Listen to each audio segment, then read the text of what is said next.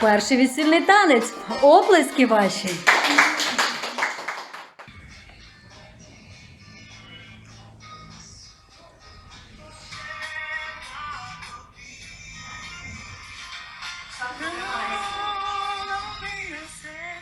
И только успела крикнуть «Зай, глянь!», и он смотрит, а я подлетаю. Я упала лицом в землю, у меня неимоверный гул стоял в голове.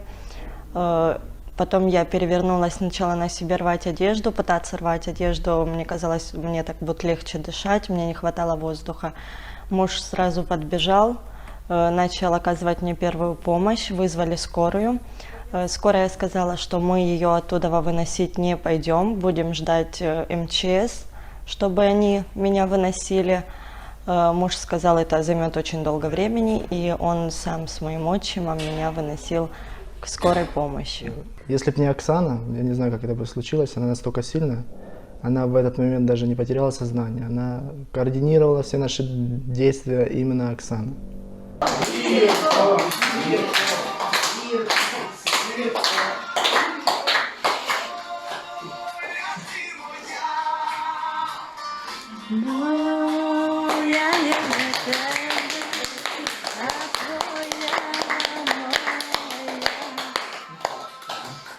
Розплакала всіх, Оксана. Это девочка с картинки, нравится волосы и резинки. А там за пагорбом сідає сонце. Люди питають, хто ці двоє, хто. Roughly 2 million people in the United States are amputees, and losing a limb is not only a traumatic experience, it makes finding employment much, much more difficult. But as CNN's Poppy Harlow found out, there's a unique opportunity out there for them, training American men and women in uniform. Just a quick warning for you before we watch this piece, some of the images in the story are tough to look at. On this simulated battlefield, it's hard to determine what's real and what's not. We call it hyper-realistic. Kit Lavelle served in Vietnam and now runs strategic operations, a movie set turned training ground, preparing thousands of U.S. servicemen and women for combat. Individuals who are going through the training here are not expecting to see an amputee. So the shock effect of seeing that happen is priceless. The action is fake,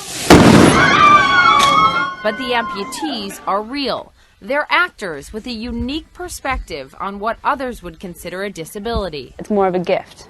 I need to share it with people. You think this is a gift? It is a gift.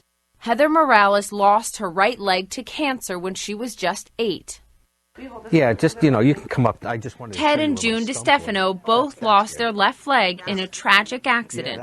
A car came around the corner too fast and hit us. It's a trauma that's been changed, that can change other people's lives as well as my own. It's become an asset. I went through similar training here recently, and it's as real as it gets. It's preparation that we do as journalists before we go into a hostile environment. And when I was working myself on these amputee actors, it's what made me really want to tell their story. Yeah, well, I've met people that have already gone through the training and have gone overseas and come back and say that the training helped me. Really? Yeah, those are the best. When they come back and say you made a difference, those are amazing. Having amputee actors, what does that add to this? What does that mean? Complete realism, because it actually is more realistic, and it gives them that firsthand knowledge of what to do in case of a casualty. Most importantly, it takes away the shock. Personally, haven't been there. It means so much big difference to actually working with these people to actually simulate with real-life combat. Personally, I would say thank you, because they're putting out for the military personnel new experience that we need to save lives. You can see it in their eyes that it's really affecting them. Do they cry? Oh, yeah. You've had servicemen and women in training cry seeing you. Yes, I have. Do you cry? Absolutely.